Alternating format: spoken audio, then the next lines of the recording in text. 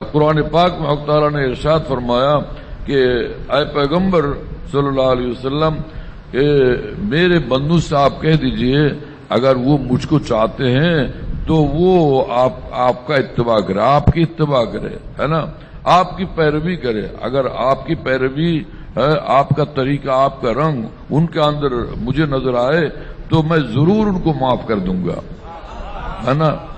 سبحان اللہ تعالی بحمدی۔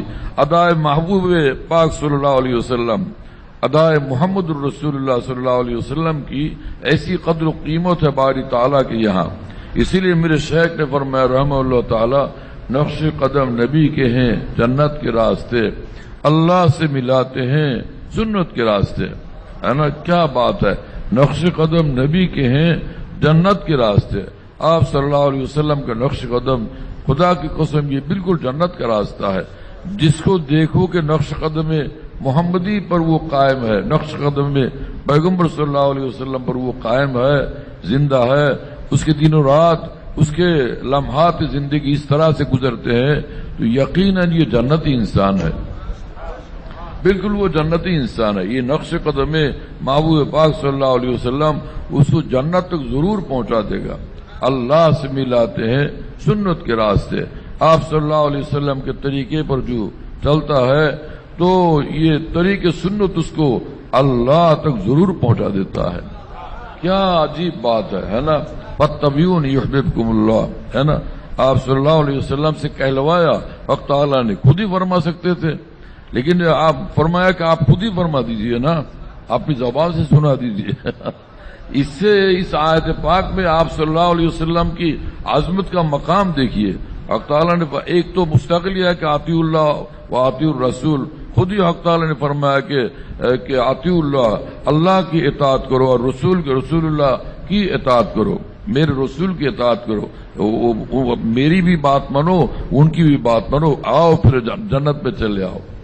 یہ تو مستقل بتا دیا، لیکن اس آیت پاک میں آپ صلی اللہ علیہ وسلم خود حکم فرمایا، آپ خود اپنی زبان سے سنا دیجئے تاکہ ان کو پتہ چلے کہ بات کیا ہے، راز کیا ہے نا۔ ان کنتم تحبون اللہ، اگر چاہتے ہو تم اللہ کو، فاتبعونی، بس سیدھی بات ہے کہ ہمارا راستہ اختیار کرو، ہماری پیروی کرو، ضرور یحببکم اللہ، ضرور تم سب کے سب اللہ کے محبوب بن جاؤ گے۔ اگر تم ان کو چاہتے ہو تو طریقہ یہ ہے کہ میرا راستہ اختیار کرو، میرا طریقہ اختیار کرو، وہ اللہ خود تمہیں چاہنے لگیں گے اور اپنا محبوب ضرور بنا لیں گے۔ یحببکم اللہ۔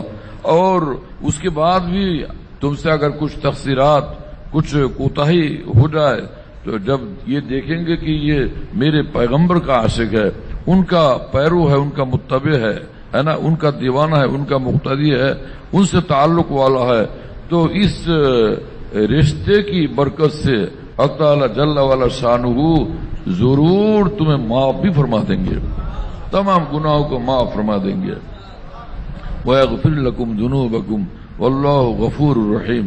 اور ان کی شان تو ہے ہی ہے کہ بھائی بے حساب ان کی مغفرت ہے نا، غیر محدود ان کی مغفرت ہے، اور غیر محدود غیر متناہی ان کی رحمت ہے، ان کا کرم ہے، ان کا پیار ہے، وہ دینا چاہتے ہیں تم لے لو، ہے نا۔